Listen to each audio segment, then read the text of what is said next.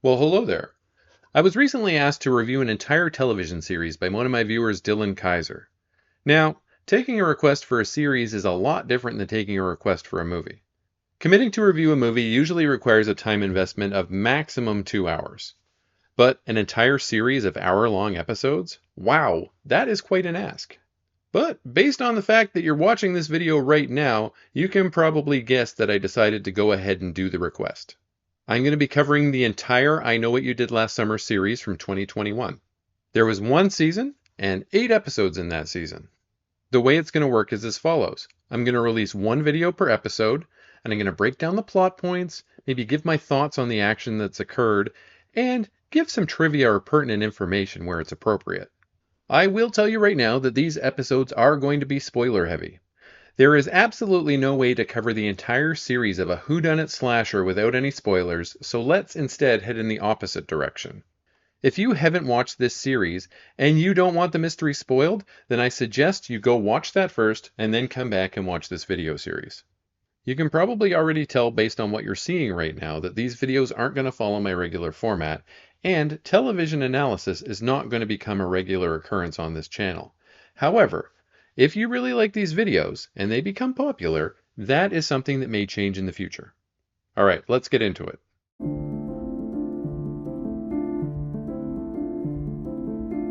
Today we're going to be looking at I Know What You Did Last Summer, Season 1, Episode 1, titled It's Thursday. This dropped on Amazon Prime on October 15th, 2021. Before we get into the plot of the episode, let's establish who the core players are. We've got the twin sisters, Lennon and Allison, both played by Madison Iseman. Now, she was in the recent Jumanji reboot movies with The Rock and Kevin Hart, as well as the movie Annabelle Returns. The one sister, Lennon, seems to have it all. She's popular, smart, and driven, and she's also a party girl who's been accepted to a prestigious university. Now, Allison is the opposite. She's introverted, difficult, unmotivated, and depressed. They are completely identical. Their father runs a restaurant in town, and their mother committed suicide when they were young. Next we have Margot, played by Brianne Chu. She is a former child actress who got her start on the show Cory in the House, and she was also in That Crooked Man that I reviewed on my channel a few months ago. Margot is a filthy rich social media influencer whose mother is also the town attorney. Her father appears to be some sort of business bigwig who's off doing deals in some foreign lands, but we never even see him. This sad sack is Dylan, played by Zeke Goodman. Now, Zeke Goodman appears to be a writer as well as an actor, but I can't say that I've seen anything else that he's been in. Now, Dylan is miserable. He lives with his 2 hippie moms, and he just walks around town all day sucking, like a big old suck, sucking all the time. Now, Allison is secretly in love with this guy. Next we have Riley, played by Ashley Moore. I don't know much about her beyond the fact that she's going to be in an upcoming Baywatch series. She lives in a trailer park with her mother, and she also happens to be the town drug dealer. Riley supplies everyone in town, and her strictly platonic best friend is Dylan. You would not believe how many times I had to re-record myself saying that. And finally, in the friend group, we have Johnny, played by Sebastian Amoruso. He was on the Avatar: The Last Airbender TV series. Johnny is a football player with a very promising future. He's also gay, and he's very, very close with Allison. Now that we have all that out of the way, let's get into the plot of this episode. Lennon is arriving home, returning from college in Michigan. They live in Hawaii. Can you imagine choosing to go to school in Michigan when you live in Hawaii? Things seem pretty downbeat, and we see lots of photos of her with her sister. Her dad, Bruce, played by Bill Heck, seems to be doing his best Keanu Reeves impression. Lennon goes into her room to make herself comfortable, and she has a very quick encounter with Courtney. We'll get more into her character later. Then she opens her closet. This is where we see the ubiquitous "I know what you did last summer" message scrawled on the mirror. But this time, it's accompanied with a severed goat head. Now that goat head has to be fresh, and I would imagine that a freshly severed goat head, still dripping blood, in the heat of the Hawaii summer, is going to create quite a stink. Ew. Maybe I'm wrong. Naturally, Lennon is freaked out by this, and then bammo, we flash back to 1 year ago. We're now in a party where the kids are celebrating their last year of high school and their big, bright futures. And if you want to know what kind of party this is, we are treated to the visual of a young fellow, whole hog on display, pissing right into the pool. What? I think they were going for a Euphoria vibe with this scene, and I also think they got there. The youngsters are all doing hard drugs, they're involved in sex, they're drinking booze. All with their parents right there. That is crazy.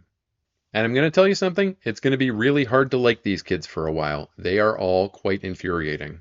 Allison was dragged to the party by her father, and she absolutely does not want to be there. Lennon, though, appears to be thriving. She loves this party, and she seems to be floating from person to person, making out with whomever she encounters. Real life timeline, this was probably recorded during COVID, and that is very gross. After a little casual drug use, Lennon engages in a little sexual intercourse with Dylan. Remember, Allison is secretly in love with him. This sparks a huge fight between the two, and they both say things that they probably shouldn't have.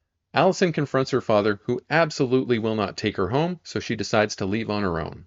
Meanwhile, Lennon is also highly upset by the fight. She grabs her jacket and gets into her car to leave. The rest of her pals, who refer to themselves as the very cringy OG crew, pile into the car as well. They want to take the party elsewhere. I must stress that these kids are drunk, high, and continuing to drink and do hard drugs on the road. I don't like them. That's spoiled rich kid behavior, and I hate it. So, what happens when people drive drunk and high and get distracted? That's right, accidents happen, and in this case, Lennon thinks she's hit something. The partiers pile out of the car, and yes, they did indeed hit someone. They hit Allison, and she's dead. Pretty shocking, right? Well, I guess that explains why there's only one twin in the present, doesn't it? The kids try to formulate their plans right away. Now, Dylan wants to come clean and go to the cops, but all the others are like, everyone hated Allison and she was miserable anyway, so won't someone please think of our futures? Despicable. Oops, someone is coming down the road now, and it's the local dirtbag Dale who works at the Quickie Mart. Riley and Margot pretend that they're very barfy and they send him on his way to the party so he can get his rocks off. With one potential disaster averted, the kids decide to dispose of their Allison problem in a tidal cave nearby. Now, a local cult, yes, there's also a cult involved in this show, and we'll get more into them later, they gathered in this cave and allowed themselves to be swept out to sea as part of some ritual or something. The tide is coming up now, and if these kids act fast, they can dispose of Allison's body with no one being the wiser. The kids head down into the cave and they do their thing. What they don't notice, though, is that there's someone else in that cave too, hiding in an outcropping that's only accessible via a small opening in the rocks. They now have two potential witnesses to their crime. Also, Riley may have seen Allison move, but it also might have been a trick of the light. The kids all tell themselves that they've done the right thing, and that's that. Did they do the right thing, though? Absolutely not. Do I understand these kids? Hell no. But then in the last few minutes of the episode, we learn something that turns the entire show on its ear. It wasn't Lennon driving, it was Allison. Lennon is the dead one, Allison is alive. This show got infinitely more interesting in the last 3 minutes of the episode. So at the end of this episode, we have a body count of 1 person and 1 goat, and I'm going to keep track of that as the series continues. I'm going to level with you here. The partying, crazy, euphoria, rich kids vibe is something that I am completely not interested in, and the show almost lost me in the first episode. But that hook in the last few minutes reeled me right back in.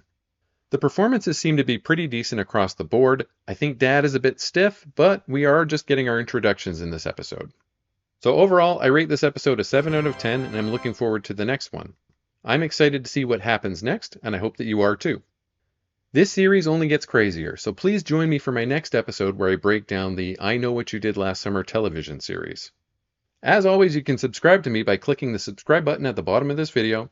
Costs you $0, takes you 2 seconds. You can subscribe to as many people as you want, and you can get caught up with all of the other crazy stuff that I do on my channel.